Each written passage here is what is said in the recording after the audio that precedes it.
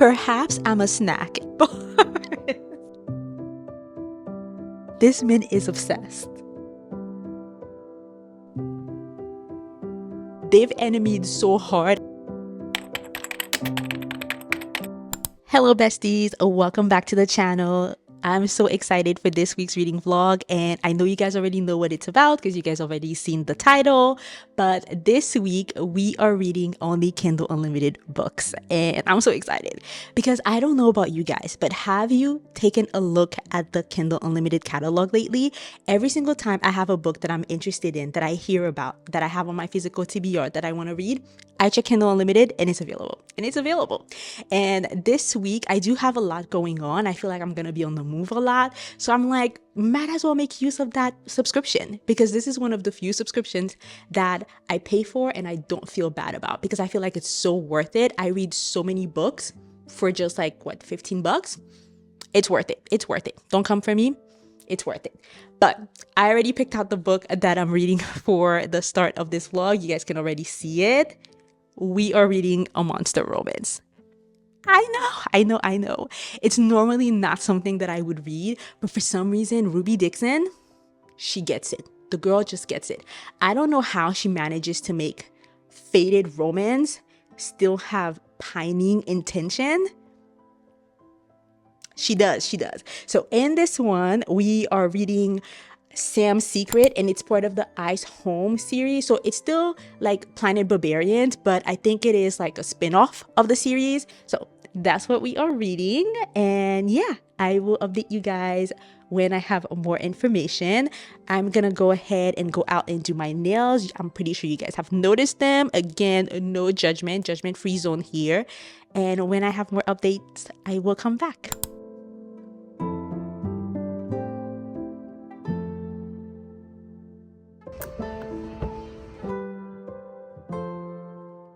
Besties, the nail shop was closed. It was closed.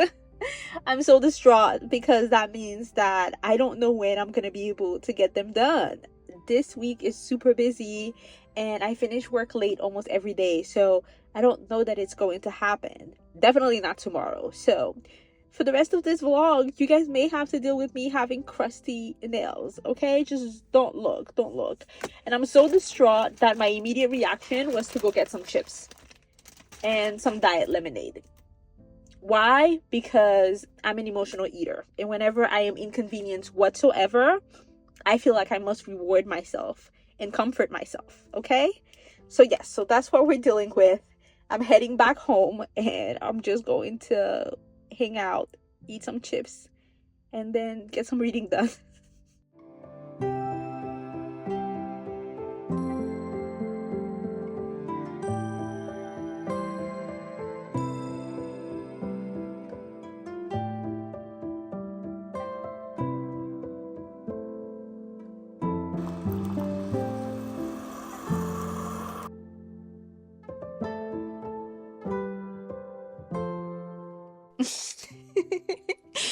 Perhaps I'm a snack and Sam prefers a full meal.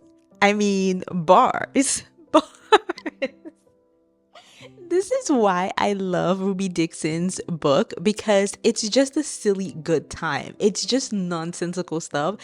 Like it doesn't make any sense, but you're having a good time. The stories are kind of intriguing, and the characters' backstories are really heartwarming, and seeing their growth. She does a good job. I don't know how she does it, because a lot of her books are between like 240 to 340 pages, but most of them are in the 240 to 260 pages. So, and she finds a way to give all her characters some growth, and I'm just having a good time whenever I'm reading her books, because the naivete of all the blue monsters, the sakuis, is so funny, and having the language disparity between them, it's like you get some really interesting things that are said, and I have a good time. So yeah, I did finish Sam's Secret. It was a good time. I enjoyed it. I'm gonna give that one a 3 star. It's not my favorite in the series so far, but the reason why I didn't enjoy it as much is because they didn't give Sessa enough of a backstory for me. Like I said, she usually does a really good job at that.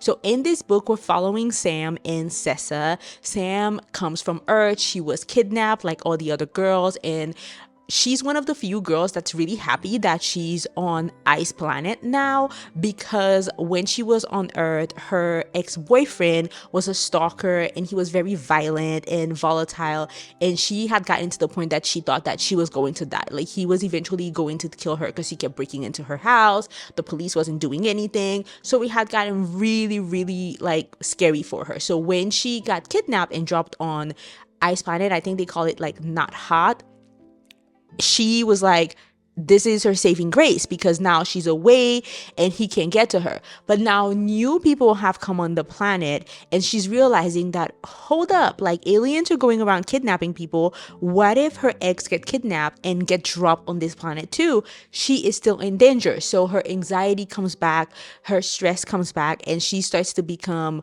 like recluse and taking herself out of the group and wanting to be by herself and wanting to protect herself. So she absolutely does not want a mate, because she feels like the Sakui men, because of the Kui, when they get mated to someone, resonance happen. They are all about that girl. That's why those books are so good, is because they are complete simp. It doesn't matter that they were burly and grumpy and they were strong and all of those things. The minute they have a mate, all that goes out the window. Their sole purpose is now to live for their mate. And of course, I eat that up every single time. But for Sam, that's very stressful, because she comes from a relationship where the man was obsessed with her. So she doesn't want that. So of course, she gets paired up with Sessa. And then it's another layer of it, because when she first came to the island, Sessa was considered like a teenager. So she kind of sees him as a kid still. So even though now he's grown up and he's filled up quite nicely, she still is struggling with that aspect of it. And of course, she doesn't want a mate. So that's basically the gist of the story. So we get to see how they overcome those barriers and those struggles. But Sessa didn't have a strong backstory, so it kind of felt like he was just there to facilitate Sam's growth, which he did do a good job at. And his character was perfectly chosen for her because of her trauma, except that I wish he had his own backstory. But I enjoyed it. 3 star. It was a good old time. And of course, with little quotes like this, I had moments where I was laughing. That being said, because this was my first, I think, 3 stars in the series, I've usually given them like 3.5 and 4, because I have a good time again. It's nothing serious. Like, and the writing is good to me. I enjoy it. It's silly. Doesn't make sense, but I enjoy it. I started thinking about like, hey, I wonder what other people's favorites are in those series. So I looked it up on Reddit, and a lot of people mentioned Devi's story. And I have not read Devi's story, even though it's book number 6 on Ice Home. And this was like, I don't know, what book was that? This was book 15. So I will jump around in those stories because I'm so nosy. The definition of a chismosa, I've been seeing that word a lot on social media lately from the Hispanic community. And that's chismosa is my definition, because I don't care about people's business in real life, but in a book series, yes, I need to know everybody's business. In an anime, a K-drama, whatever the thing is, a reality TV show, I want to know everybody's business, everybody's drama. But anyway, so sometimes I'll jump around, like if we get mention of a couple or of a 2 people that we can tell are going to be couples and their story sounds interesting enough, I will like jump to that story. So I think that's how I jumped to Sam's story, but I didn't read Devi's story. And Devi's story sounds really interesting because it sounds like she's going to be paired up with Nadek, and Nadek is an amputee, like he lost one of his legs. And I think that's very interesting, because in a hunter-gatherer society, like, what is going to be your contribution if you don't have a leg? So I want to see how that's affecting him, his confidence as a man. Is he able to still go hunting, fishing, do all of those things? If he's not, what is he doing for as a contribution to the society? And then we also have Devi, who's apparently the only Indian girl on the island, the only brown girl on the island so far. and she is a scientist. So she's interested by the ecosystem and the animals on the planet. So she's doing that. And so she's a scientist. And I'm like, oh, that's interesting. We haven't had that kind of a personality on the island yet. So I'm like, a girl in STEM? Yes, a brown girl in STEM. Let's go, let's go, let's go. So that's what we are doing. Devi's distraction.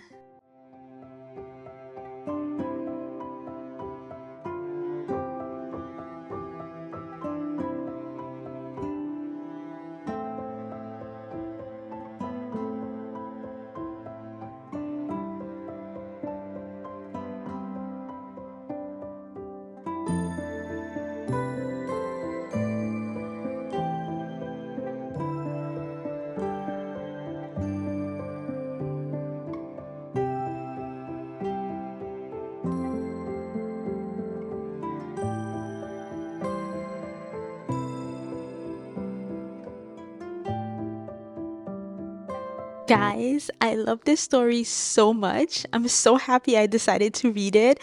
I'm so happy I went back to read this story because Nadek and Devi are everything to me. When I mean they're everything to me, this is one of my favorite stories. This is probably going to top Willa and Grin because how? I want to read this part to you guys. So, I know in this moment that no matter what happens, Devi is mine. I will tear my kui from my chest if it dares to resonate to another.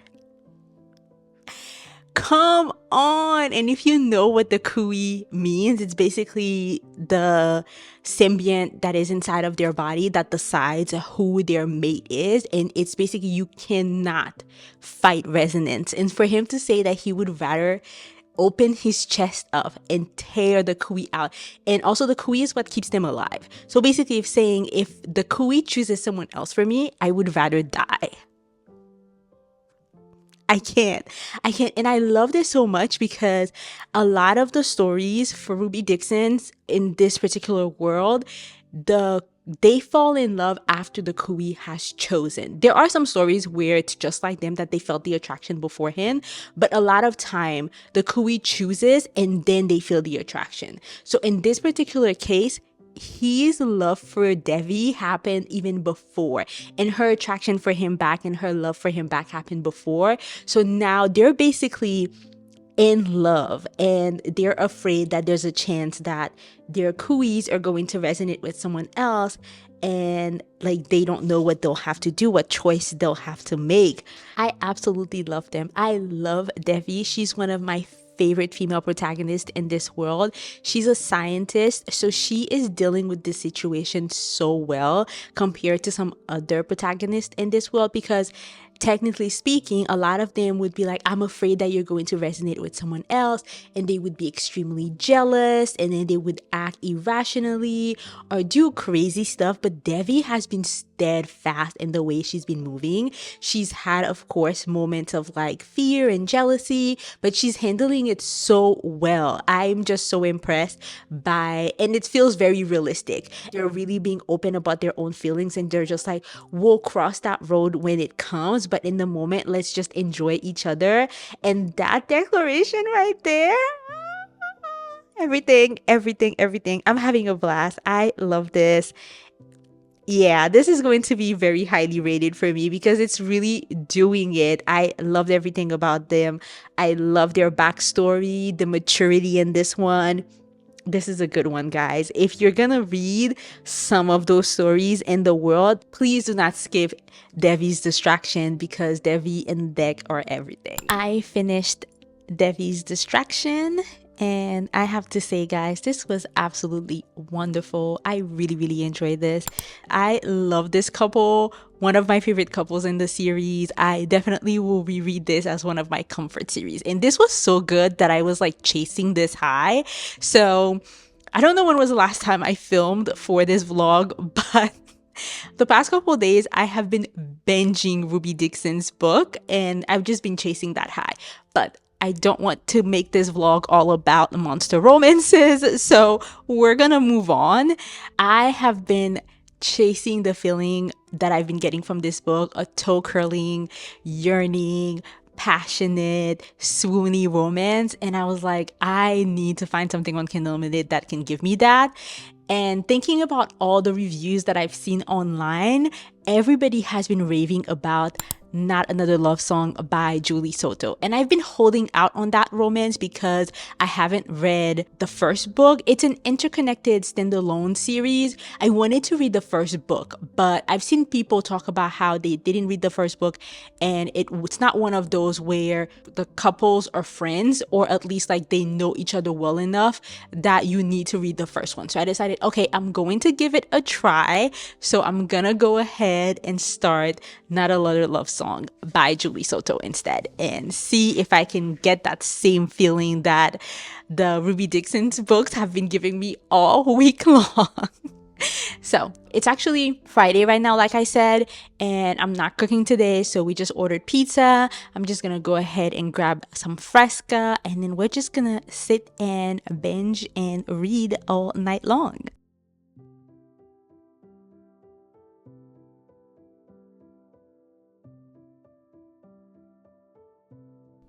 What the heck? I am not having a good time. I'm not having a good time. I wanted a romance where everything was spoony and the guy was completely obsessed with her. And so far, he's being a jerk. He's being the biggest douchebag ever. I don't like romances where the guy is so grumpy that he's borderline rude, or he's actually rude and it's not funny anymore. I don't mind grumpiness. It's actually cute. I like that. But a guy who's just rude, I don't like that. And there's no reason for it. Sometimes in those romances, the girl will be kind of irritating, but she is being the most unproblematic FMC ever. And he's being a complete douchebag with her. Like every interaction, he's being mean to her for no reason, actually insulting her craft. No, absolutely no. I'm going to keep reading this because I want to believe that people are not completely blind and crazy. I haven't seen not one bad review for this book, so I was really confident that this was going to be amazing. And I'm not having a good time. Let's keep reading.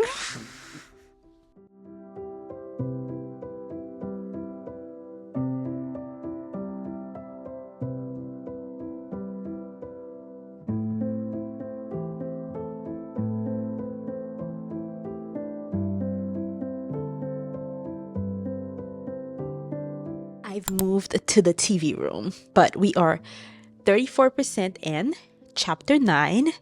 And we have tension. We finally have a tension. It's angry tension, but tension nonetheless. So I think I have a little bit of a better idea of what this book is about. Basically, we are following Gwen and Alex, and Gwen is a violinist and she's not professionally trained. She's a prodigy because she started playing when she was 11 years old, which is pretty late, but she picked it up really well. And then unfortunately for her, she wasn't able to go to college and pursue it, but nonetheless, she still found a way to join an orchestra in New York that is pretty popular. And she is fourth chair, which is like, she's not like super big in there, but she's holding her own. Okay. She's gotten promoted. Our girl is doing her thing. And then we have Alex, who is a prodigy, started playing since he was 3. He comes from a long line of like very talented musician. He's part of a very famous band. He's toured the world. He's done his thing. The only problem is they work in the same orchestra and he is kind of like the guest superstar. And she goes to a wedding one time because she's playing a gig. He happens to be one of the groomsmen, and he lets her borrow his cello because they needed a cello player, even though she wasn't aware of that. So she brought her violin instead. And then when he lets her borrow the instrument, she realizes that he has no idea who he is, which is, I guess it's surprising, but not surprising, but says a lot about the way he behaves and how he treats people and how he sees people, which again, reference back to why I said I think he's a complete douche. But we're learning more about his background. I don't know yet that he's redeemable, but it's definitely more to him. I'm learning that there's more to him in the way he's been acting. So I'm gonna choose to give him grace until we get further into the story. To be honest, I don't know where this is going. I think they're vying for like the same position, so maybe they are considered rival. Although where we are in the story, it kind of feels like she got the position, so I don't know where he's gonna come in. But I am intrigued, so far, and I want to keep reading. Anytime that I'm not reading the book, I'm actually thinking about it. The writing is really nice. I see that Ali Hazelwood blurbed it and said that she loves Julie Soto's writing and she'll read anything Julie Soto writes. And I think if you like Ali Hazelwood's books, you're gonna like this book too. So I am enjoying the writing. So far, it is good. I'm not completely in love with Alex, but we'll see where this goes. So we're gonna continue reading.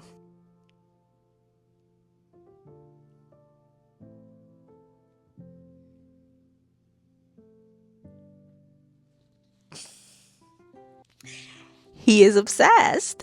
This man is obsessed. Angry obsessed though. Can I just say that? You know how sometimes like a man is super attracted to you, but he does not want to be, like he's fighting himself? That's Alex right here. The man is obsessed, but does not want to be. I'm kind of liking it though. Why is it doing it for me? Why is that doing it for me?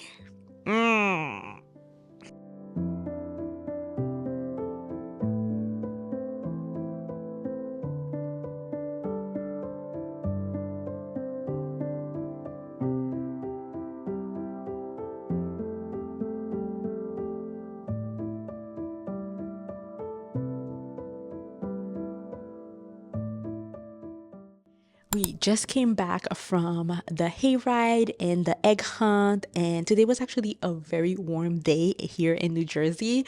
So I am absolutely drained, and all I want to do is curl up in my little reading corner, and I just want to keep reading because I'm just so tired right now. But I am 80 something percent in, and I'm actually so nervous right now because 80% in, everything is going really well. They are so happy together. He has redeemed himself. He's actually the biggest simp, and he's so adorable, and he's so infatuated and in love with her, and I'm loving every second of it. But we all know that if 80% in, you guys are this happy, I feel like the shoe is about to drop, and I'm so nervous about what it's going to be, because if it's something really bad, I'm like so nervous about it. Like my heart is racing. I'm like, something bad is gonna happen. Something bad is gonna happen. But let's make some coffee and then let's curl up and finish this book.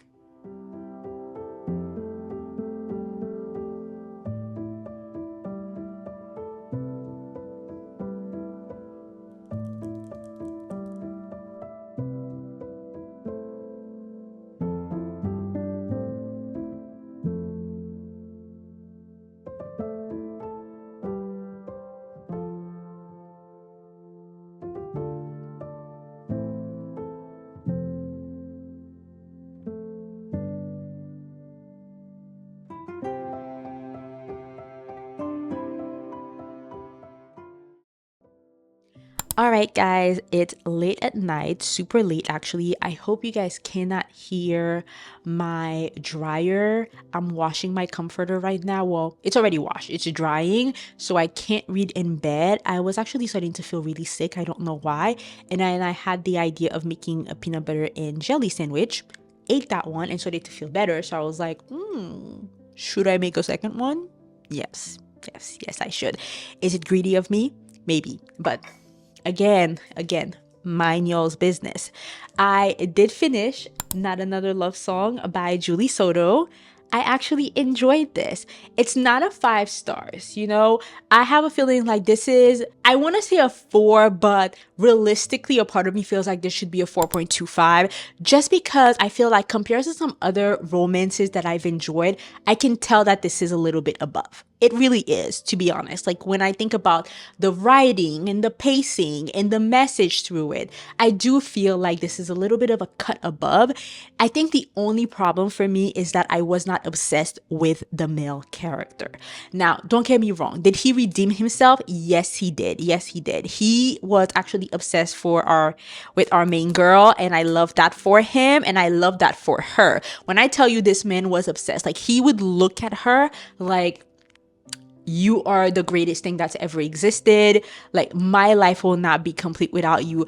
There are some lines in there, like one in particular where I think he tells her like, I don't care. I just need to be in your orbit. I just need to be in your life. What? What? Like in any capacity. Like he didn't care if he could be in her life as a lover or as just someone that he collaborates with and makes music with. Oh, love that. But I do feel like his personality in general, I didn't really enjoy. He does not care about people in general. He does not care about anyone except for her in music. And I'm like, no. I do want to also know that you care about your family, your friends, like the world. You know what I mean? And that was not the case for Alex. Like yeah, no. Now, that being said, I still am itching. I did not find what I was looking for. Like, yes, he was obsessed, but I wasn't obsessed. I want to be obsessed with these characters. I want to be obsessed with the story, with the world, with everything about it. And I was not obsessed. So I'm thinking I'm in the mood for fantasy right now. So I looked around TikTok, looked around to see what are the girlies talking about, looked on Instagram Reels, what are we talking about? And everyone seems to be loving the Book of Azriel. So I think I'm going to give it a chance. I'm going to give the Book of Azriel a chance and see if this is going to be the new world and the new characters that I'm going to be obsessed with. We're going to go with that. We're going to try that. So I'm going to finish my sandwich and then I'm going to be on the couch while I wait for my comforter to dry so I can get to bed. And then we're going to get some reading in. Okay? Let's do it.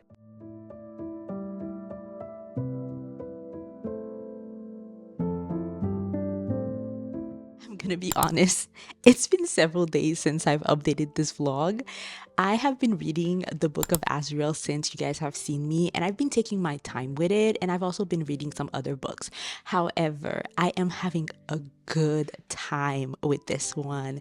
It's not giving me 5 stars feelings yet, at least, but it's so good. The way Amber Nicole wrote this book, it's not overly descriptive, but somehow it feels like it's a movie in my head. When I tell you guys that when I'm not reading this book, every single time I'm thinking about it, I can see all the images in my head. It feels like when I step away from this book, I've stepped away from a TV show that I'm watching, and all I can think about is I want to get back to my favorite TV shows. It's so good, so good. So in this book, we're following Diana. She is a monster, a legit monster. In exchange for her sister's life, she made a deal with this man who turned her into a monster. Now, she still has her physical human appearance, but she can change into monster shapes, and she's pretty bloodthirsty, and he uses her to do his biddings. Like when he wants something, when he wants to kill someone, when he wants to go after something, she is like his second in command, and she follows through. And this whole time they have been at war with the celestials and the gods, and they have a very rich history that spans millennia. Like they've hated each other for years, right? And so at this point in the story, Caden is trying to open up the realm because the unsavory creatures like Diana and Caden, and also like the witches and the vampires, they've been shut out of the world, sealed behind like this veil, I guess, and it's called the other world. And so it's kind of like, I don't know, it's a different realm, I guess you should say. And so they are looking for the Book of Azriel so they can open up the realm and basically be allowed back into not just human world, but like the other side. I don't know exactly how to explain it. It's still a little confusing to me. And so Diana is, I mean, she doesn't really have a choice, but she's like, okay, if that means that people like her can get to have like life outside, cool, she's up for it. As long as her sister stays safe, she's okay. And Kaden is like holding her sister's safety over her head. So she's like, I'm good, whatever. But something happens and she's put in a position where she actually has to get the help of her enemies, the celestials and the gods, to help protect her sister instead. So this is where we're at. Let me tell you, if you guys are looking for enemies to lovers, forbidden romance, I mean, actually, let me stop. I don't know yet if the romance is going to be there, because as of right now, 40% in, there is no romance. But they are enemying. They've enemied so hard at this point that I don't even know how they're going to become lovers. Amber Nicole is going to have to do such a good job to make me believe that those people are able to love each other, because when I tell you they are enemies right now, legit enemies. It's good though. It's so much fun. It's action packed. I am having a good time. So I'm just going to keep reading today. I'm going to take a pause from the other book that I'm reading. I've been reading The Great Alone by Kristen Hanna, and I'm just going to finish this off so I can finish this vlog and have it out for you guys. So that's what we'll be doing today.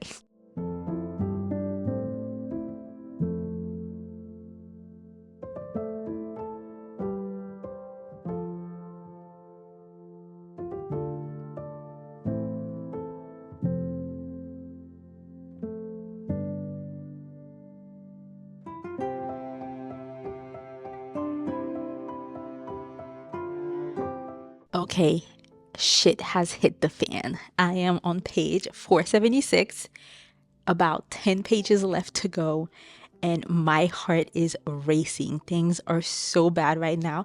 Things were so good for a while. I was really enjoying myself. I'm gonna give more thoughts, but I'm just taking a mini break because I'm trying to delay the inevitable. I'm so scared of reading the last 10 pages. But anyways, we're gonna do this together. You're gonna be here for moral support.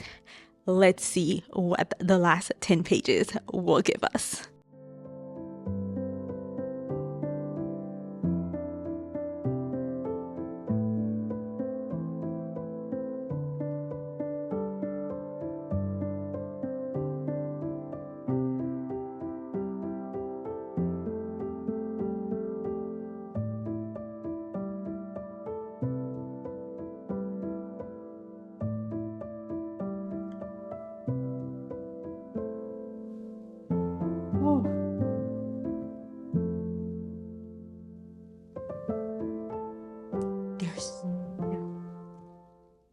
I feel distraught.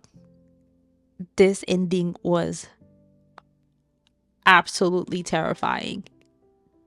I did not see this coming. I did not think that Amber Nicole had it in her to do this. This was bad. I don't know where we go from here for any of them. Diana's a real monster, and this ending, yeah, this was insane. I'm still going to try and recover from this ending. I'm processing still, as you guys can tell. So what I'm going to say is she did a good job. This was good. Amber Nicole, this is really good, because I feel like I got to the place where I truly believed in the love in their relationship. The way she built up the enemies to friends to lovers, absolutely really good. It was long, but I think we needed the book to be that long so that we can see the progression of the relationship, so that we can truly believe in this relationship and what they have built. There were a lot of scenes that were included. Did it feel like it was dragging on a little bit? Sometimes I did feel like that, but at the same time, I was still enjoying their banter, their relationship building. I saw them become friends and more, and I truly believed in it.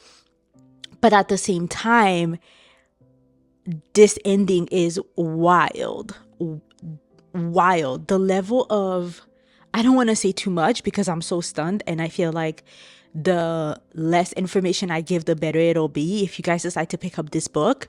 So I was at the point where I felt like, oh, this is a 4.5. And then as the book got a little bit longer for me, I was like, this is a little bit of 4 because it's dragging on a little bit, even though I understand why it's dragging. But this ending just put it at a 4.25 because I'm like, this is insane. I can't even begin to imagine what book 2 is going to be about. Like, how do we recover from this? Like, that's insane. That's insane. This was good. This was so good. I'm going to end the vlog right here. There's no way I can pick up another book immediately. I absolutely enjoyed doing this video. I'm definitely going to do more of those, reading only Kindle Unlimited books for, however many days. I just love the whole Kindle Unlimited catalog. There's so many good books, and I hope you guys are enjoying yours too. And if you guys have any books that you guys have read and you want to recommend to me, please leave them in the comments below. I hope to see you guys in a new video. Like, share, and subscribe, guys. Bye.